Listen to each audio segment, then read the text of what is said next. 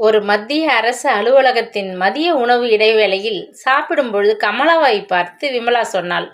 என் கணவர் சொன்னார் என்னை பார்த்து, இனிமேல் நீ சப்பாத்தி எதுவுமே செய்யாதே என்று. சப்பாத்தியை ஹோட்டலில் சாப்பிடுகிறாயே, அது எவ்வளவு மிருதுவாக உள்ளது. நீ செய்யும் சப்பாத்தியை சாப்பிட யாராவது வந்து பிச்சு தந்தால்தான் நான் சாப்பிட முடியும் என்று வருத்தமாக சொன்னார் என்றாள். இதை கேட்ட கமலா சிரித்து கொண்டே சொன்னாள், கவலையை விடு, நான் சொல்கிறபடி செய்து பார் என்று பல வழிகள் சொன்னாள். முதலில் நல்ல கோதுமையாக பார்த்து 1 கிலோ வாங்கி வெயிலில் காய வைத்து, அத்துடன் 1/4 கிலோ சோயாவும் 100 கிராம் வெள்ளை கொண்ட கடலையும் சேர்த்து அரைத்து மாவை தயார் செய்து கொள். கோதுமை மாவு 1 கப் எடுத்துக்கொண்டு அத்துடன் 2 தேக்கரண்டி மைதா மாவு, சிறிதளவு பேக்கிங் பவுடர் ஆகியவற்றை கலந்து சுடுதண்ணீரில் சேர்த்து பிசைந்து கொள்ளவும். பிசைந்து வைத்த மாவை 1 மணி நேரம் கழித்து தான் சப்பாத்தி செய்ய வேண்டும்.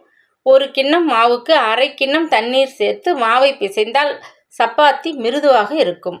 மாவுடன் தண்ணீருக்கு பதில் பால் சேர்த்தால் சப்பாத்தி சுவையாக இருக்கும்.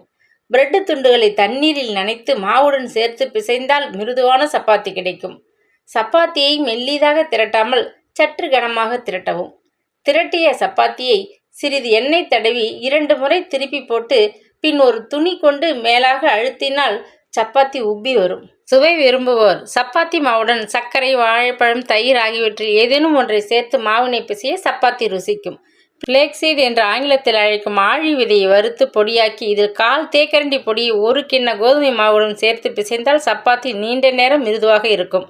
இதை கவனத்துடன் கேட்ட விமலா கமலாவிற்கு மகிழ்ச்சியோடு நன்றி சொல்லிவிட்டு தன் இடத்தை நோக்கி போனாள். அலுவல் வேலைகளை கவனிக்க. உங்கள் வீட்டிலும் இதேபோல் சப்பாத்தி மாவை ரெடி பண்ணி சப்பாத்தி போட்டு அசத்துங்கள்.